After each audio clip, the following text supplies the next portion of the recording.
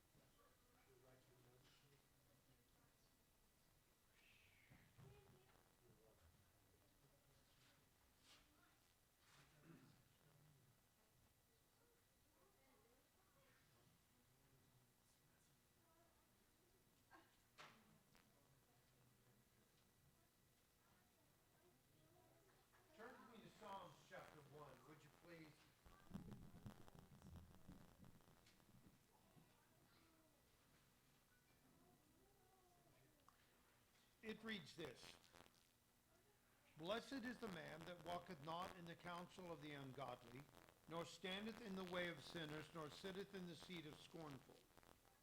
But his delight is in the law of the Lord, and in his law doth he meditate day and night. And he shall be like a tree planted by the rivers of water, that bringeth forth fruit in his season, and his leaf also shall not wither, and whatsoever he doeth shall prosper. The ungodly are not so, but are like the chaff which the wind driveth away. Therefore the ungodly shall not stand in the judgment, nor sinners in the congregation of the righteous. For the Lord knoweth the way of the righteous, but the way of the ungodly shall perish. Verse chapter 2. Why do the heathens rage and imagine a vain thing? The kings of the earth set themselves, and the rulers take counsel together against the Lord and against his anointed, saying, Let us break their bands asunder and cast away their cords from us. He that sitteth in the heavens shall laugh. The Lord shall have them in derision. Then shall he speak unto them in his wrath, and vex them in his sore displeasure. Yet have I set my king upon my holy hill of Zion. I will declare the decree. The Lord shall say unto me, Thou art my son this day, I have begotten thee.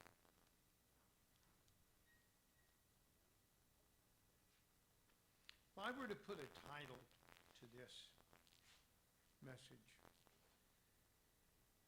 it would be, What Hill Do You Choose to Die On?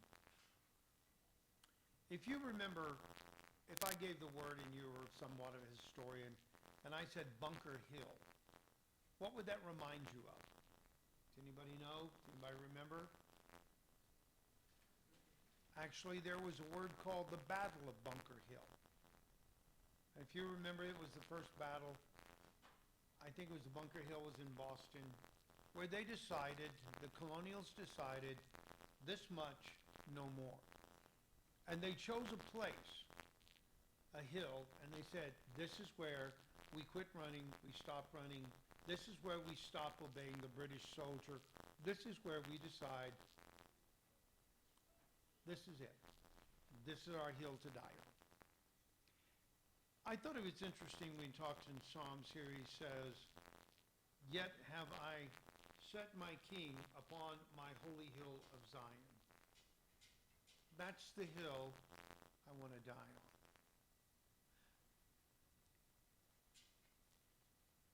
Only because we now come to a situation in which for many people who call themselves disciples, it's the formation of the possibility of a hill because of the transgender situation. Okay? There's representatives in the U.S. Senate who are calling for civil disobedience. There are governors of states saying will not obey this. There's people saying it's not the law itself, it's the fact that it's unconstitutional, how it was derived and how it was declared, and the president has no constitutional authority to make a decree like this. So in the midst of all of this controversy, it raises the question, where do you say this far and no further? Where do you stop? Where do you plant your feet? Where do you gear up? Where are you willing to take the consequences of what may come next? This is what you have to decide. And you can't decide it before it happens, but you have to have a clear head of decision and a plan to execute. Okay? Now, it doesn't become frivolous. It doesn't become following the crowd. It doesn't become doing this or that.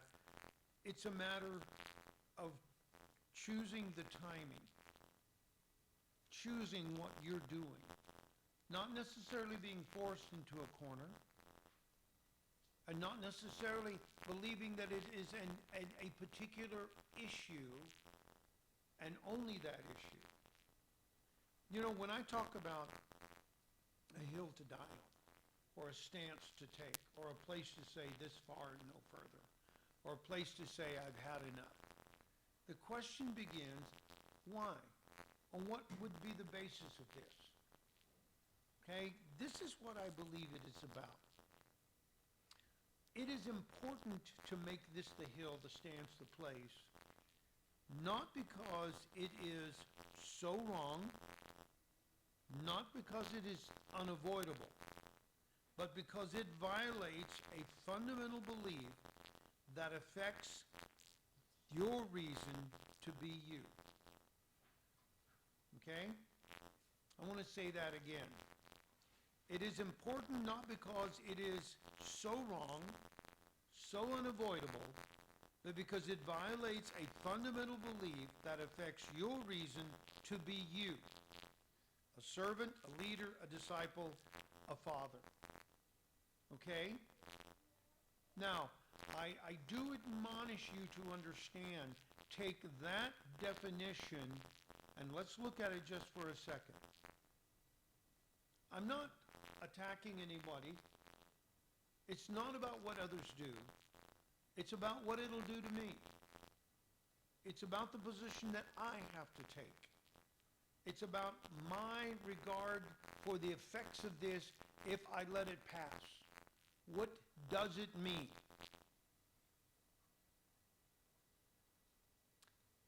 What makes a person stand or find a hill? It's when not standing makes you a coward and complicit with what's trying to be forced on you. Make it anything else. Don't make it more. Don't make it less. Every person has got to find where that hill is. And if you don't have a hill, you don't have a conviction. And if you don't have any convictions, then surely you have no salvation. Cowards are not a part of the kingdom. Now you say, Mike, that's a bold statement. I know a lot of people who are cowards. They're Christian cowards. Fine. Let's call them let's call another group Christian homosexual. Let's just take the name Christian and apply it to anything we want. Christian pedophiles. That would work the same as otherwise. There's no cowards. Because the Spirit of God that's in you that makes you a Christian is not cowardly, nor does it make you a coward. Nor does it confirm to you, nor will it ease your conscience to be a coward and let it go on past you and just say nothing. Okay? Now, I want to read, go with me to Matthew chapter 26. Because I think a lot of times we can misconstrue things, and a lot of times we have in our mind an image of what this really takes and what it's really about and how it really feels. And we get more chivalrousness in there and more hokey gun-ho-ness in there than what it really is. Okay? In Matthew chapter 26, verse 1, and it came to pass when Jesus had finished all these sayings, he said unto his disciples, Ye know that after 2 days is the feast of the Passover, and the Son of Man is betrayed to be crucified. Now, what this verse says is that Jesus was aware of what was going to happen. And he knew that it was God who put him here. So many times Jesus had been confronted at a point with a crowd that tried to put him to death, throw him over the hill, cast stones, stone him to death, but he escaped it. He escaped it because he knew it wasn't the time. It wasn't the place. This wasn't the opportunity. Now, Jesus knew, number one, that simply running from these people wouldn't have served a purpose, because they would hire assassins to go after you. Just like in the case of when Peter was converted on the road to Damascus, and he went into Damascus, they hired assassins to come up and to try to kill him. That's why he escaped over the wall. He knew that's what they would do. Jesus knew their record. They knew they would try to minimize him as much as they can, catch him unaware, catch he and his disciples out, and slaughter them. And Jesus wasn't going to run. And Jesus knew if he didn't run, they were going to have to make a public display of what they did with him. He publicly entered Jerusalem with them shouting, Hosanna, Hosanna.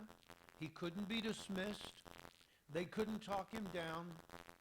They had to find a way to co-op with the Romans in order to kill him in a public manner. Now, they themselves were abjectly cowards, totally cowards. And every strand in their Bible was cowardly. Jesus knew this was the hill that he would choose to die on. This was the hill. He knew it was Golgotha. He knew it was a place. He knew about it. He knew in his heart God had said, you're not running this time, Jesus. You're not escaping this time. Because if you remember going on down in 26:35, I'm going to read 26:35.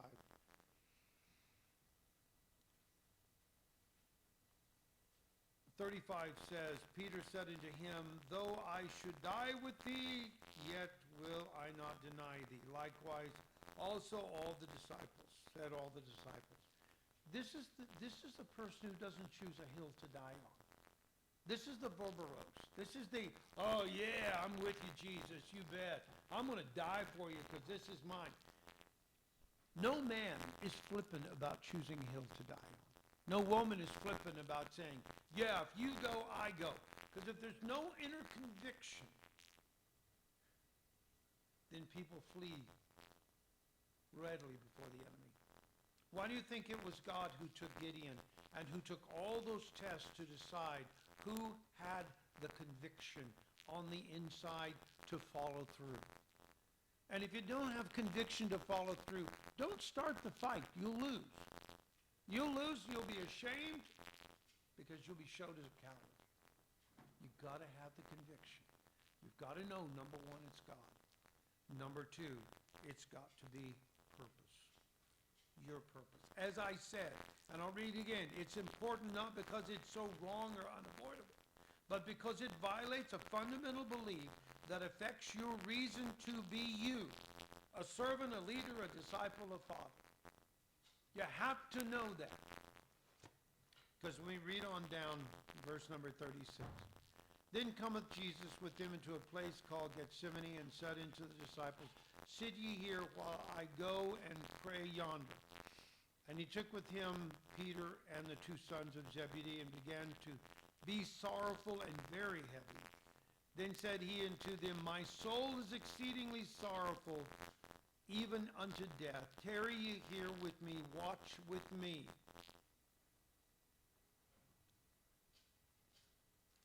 Even though Jesus was in an attempt to try to get them to understand the seriousness of the moment, even though Jesus was trying to somewhat share this burden, which is a very human thing in the midst of this, because once you choose a hill to die on, every man dies on that hill by himself. There's no collective death on the hill. You die by yourself. You may be standing by another individual who's made the same choice, but you die by yourself on the hill. And of course, them not understanding that, went to sleep. Yeah, they're just eating a big meal. What do you expect? But Jesus was sorrowful because he anticipated the fact that he was going to be crucified, and he knew what crucifixion meant, and he knew how horrible and painful crucifixion was. He wasn't the first to be crucified, so he was well aware of the intent of this and the pain that was inflicted in this. He was sorrowful unto death. The humanity part comes out. And when he had went a little farther, fell on his face and prayed, saying, O my Father, if it be possible, let this cup pass from me. Nevertheless, not as I will, but as thou wilt. You notice this words that he spoke there. This is not me. I am not choosing my hill to die on because it's my own choice, and I'm trying to go rah, rah, rah. He's saying, God, I want to know it's your will because it's my will to do your will, and I want to know that. I want to know this is set in stone, Father. I want to know it. Because once you know it's set in stone, you're no longer alone. You're with God. You have coupled will to will, purpose to purpose. as you later read on and finding out, when he finally came out and said to the disciples the same thing, they slept, and he finally said, you know what, guys? Sleep on. Sleep on. This is mine, but I've resolved it. Because once he prayed and great sweat, as great drops of blood fell from his face, then the angels ministered to him after he determined that was his course. You know, the thing I have to tell you is after you determine your course, not before, after you've determined that's your course is when you'll be ministered to, is when you'll be encouraged, is when you'll find God stepping in. Not before, because you can't. It doesn't work that way. It doesn't work. Say, okay, God, I'm kind of upset in this, and I don't know, but if you'll come and tell me it's okay, I'll be okay. If you come and tell me to do it, then I'll do it. The conviction's not here. You'll not get the ministry. You'll not get the approval. You'll not get that grace until you say, I know that I know that I know. And this is it. This is my heel. I will not sit in the seat of the scornful. I will not join them. I will not be a part of it, or the counsel of the ungodly, because I know God is my choice and my hill. That is my place. Okay? Once he knew it, he was resolved. He wasn't sorrowful. He stood up. But as soon as he made the choice, as soon as he acted on his faith, and it was confirmed, then they came. It was time. He didn't run. He walked to them. He wasn't afraid. He didn't cry out. He didn't scream for mercy. Oh, please don't do this to me. Oh, come on. Let's think about this. Judas, he said to them, I have a question for you. If I was daily in the temple ministering to you and you had no spears, why do you bring your spears now? You think I'm going to do something? He was bold. From that time on through the time of his crucifixion, he was bold and he was convinced this was the thing to do. And this is what he was going to do. Okay? Now you say, oh, but Mike, you don't understand. That's Jesus, and Jesus is Jesus, and I don't know that things are supposed to be, we're supposed to let Jesus have fought everything for us, and we're just supposed to follow in his footsteps. Well, then follow in his footsteps. I recount to you again because I think it takes a human element to understand this, that when I was in the Philippines, is my opportunity of time. And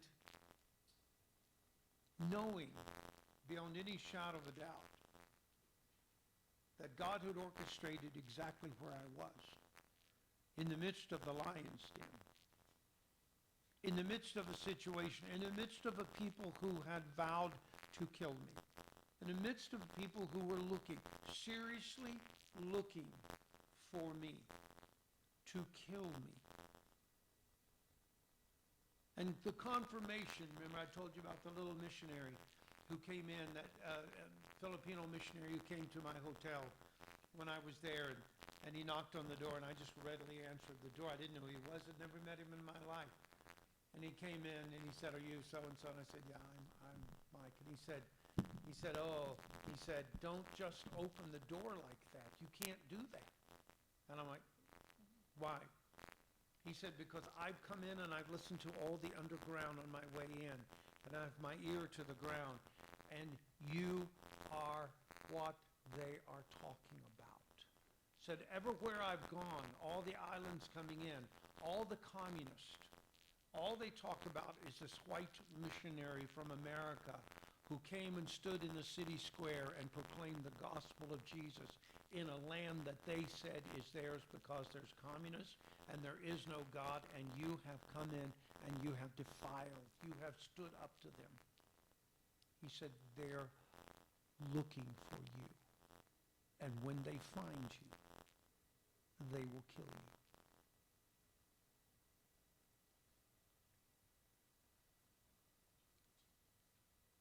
Now, there were several remedies. I could have hidden. I could have asked the people who took me there, brought me there, look, can Can you get me out of here? Can you put me on a plane? Can you fly me out? You know, why is this city worth dying for? Never been to this city in my life. Never heard of this city until I got there. Why is this city worth dying for? Why are these people that I've never met in my life, why are they worth dying for? Is this the hill that I need to die on? What about the consequences in my family? What about this and that? I could leave. There's no disgrace in walking away. There's no disgrace in saving your life. There's no disgrace. Or I could have just said nothing else, preached nowhere else, offered an apology.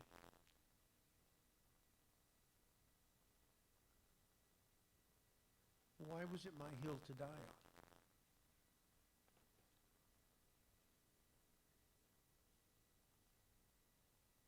There is nothing in the world that could ever have convinced me or anybody else that I wasn't put there.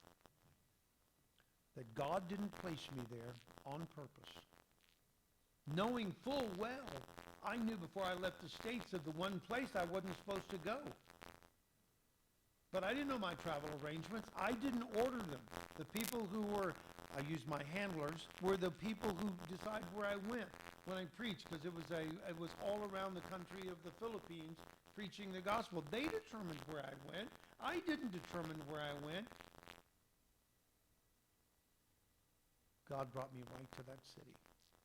First stop, right to the city. Now, once he left, I asked myself the questions. I asked myself the same questions that Jesus asked the Father.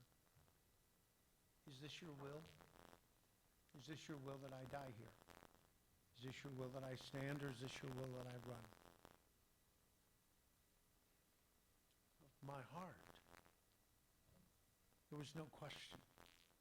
I can't do anything else. And you say, well, Mike, you could have done something else. Not and remained Mike.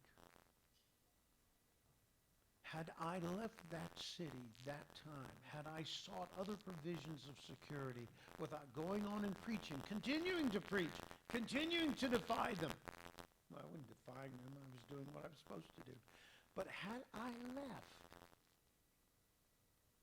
I would have never returned as Mike. I would have returned to me as a denier of the faith. A coward. I wouldn't have been the same person. I couldn't have been. Why? Because not doing what I knew God had put me there, not doing what I knew God had wanted me to do, I would have denied him, and I never would have got it back. Some things you lose, you will never get back. I can remember in parallel, when I was young, I had a very traumatic childhood, by some standards. Very violent childhood. And in the midst of that, I can remember often my mother would more or less plead with me to defend her against my stepfather. You know, what is a 7, 10-year-old kid do against a violent, screaming, battering person? But I always felt that my mother thought that I should have done something to save her. And out of that grew a feeling of being a coward. And I kept that feeling of being a coward until, through God's grace and the scriptures, I could understand I wasn't a coward any more than Becca would be a coward, by not standing up to an adult, or Mac would be a coward not standing up to an adult. That cowardice went away because it was not based on truth, or on truth of running away from something I knew. It was impossible for me to do that, but I didn't know it as a kid. So I grew up with those feelings of insecurity and inferiority and being a coward. But in this situation in the Philippines, I knew it.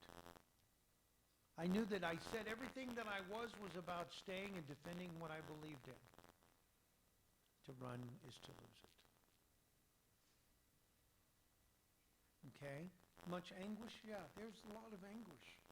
There is a lot of, it is not fear. And I say this because it correlates so much when I read about what Jesus wasn't fearful.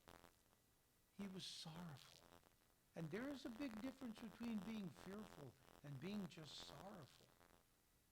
It's because when you come to the hill that you die on, or the place, or the principle the principle is the hill that you die on.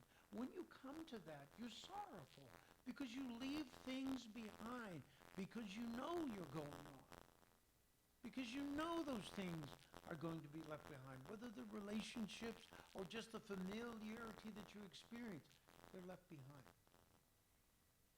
That's the sorrowfulness of it. Now, it wasn't the only time. Even while I was there, it wasn't the only time I faced it again. A certain death, the contracts put out on my life. But the same thing was true. I guess I'm so hard-headed I had to go through it twice to reiterate what really is happening. Because when it happens to you the first time, you're going, whew. I'm not sure quite what happened there, but was I glad when I did leave Bacolod City? When the plane flew out of Bacolod City, was I relieved? Yes! I was relieved. I wasn't trying to be a martyr. I didn't want to be a martyr. I didn't want them to kill me. That wasn't in my thinking. So I was relieved. Now, for me, because I've thought about it, for Mike, because I've thought about it, I've already made my plan about this transgender stuff.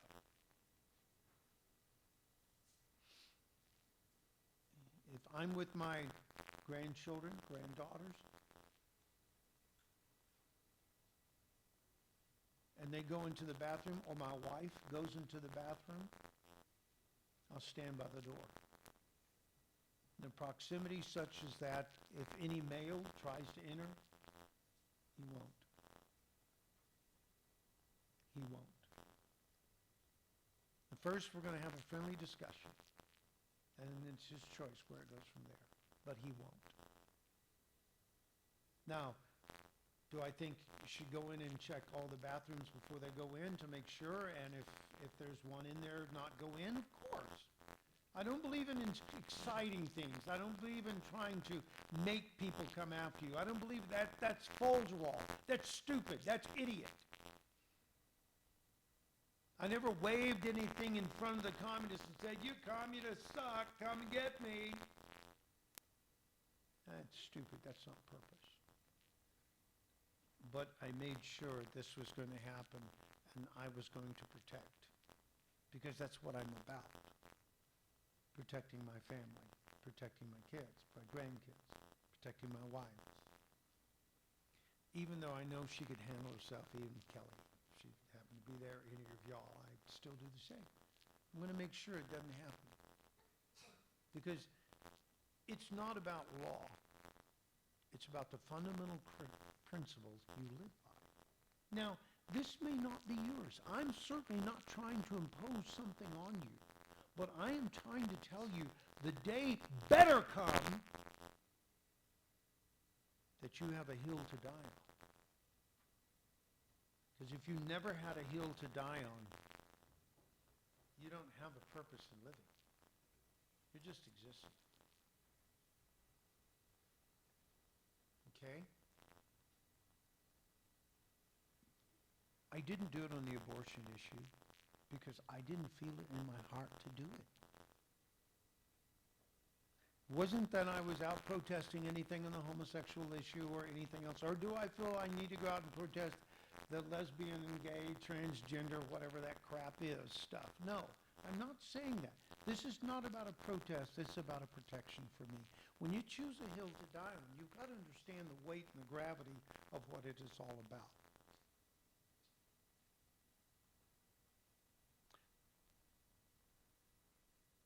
We have lost that in America. The new C in our life is not Christ, and it's not conviction.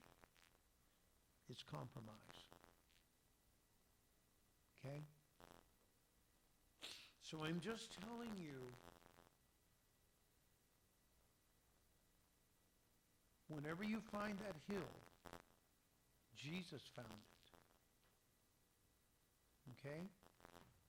Paul found it. All the disciples found the hill to die. Because it's a statement in your heart of, these are my convictions, and this is wrong. Under any category except law, this is wrong. And I'm not going to jeopardize the people that I know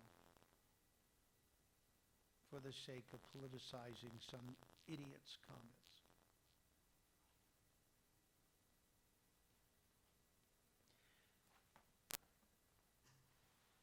Does it make it any different? No. No. It's just as resolute. The hill to die on is not a crusade. And nobody's crusading. The hill to die on is just an action in which you prevent those things which you stand opposed to happening. It would be the same thing true if I saw someone molesting a child. I would do whatever necessary it takes to stop it. Whatever it takes to stop it. You say, well, Mike, that's not your business. Yeah, it is. Yeah, it is my business. The hill of Zion is the one I choose. Okay? When you think that little thing that came out of World War II was whenever the Nazis came for the Catholics, I didn't protest because I wasn't Catholic. Whenever they came for the Christians, I didn't protest because I wasn't Christian. When they came for the Jews, I didn't protest because I wasn't Jewish. And then when they came for me, there was no one left to protest. It's truer than you believe. And unfortunately, sometimes we have to pinpoint ourselves in history. And most of the time, history is not the unknown, it's the known.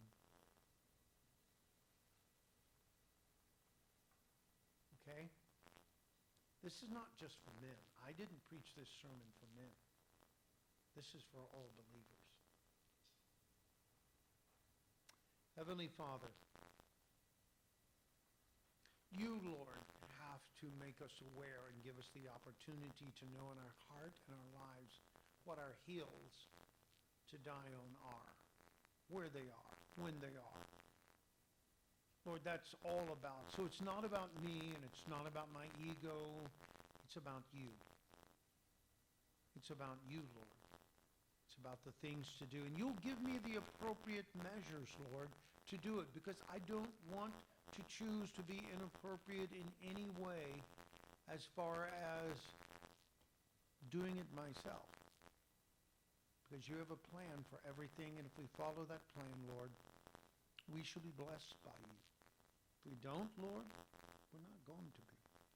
So lead us in your ways of righteousness.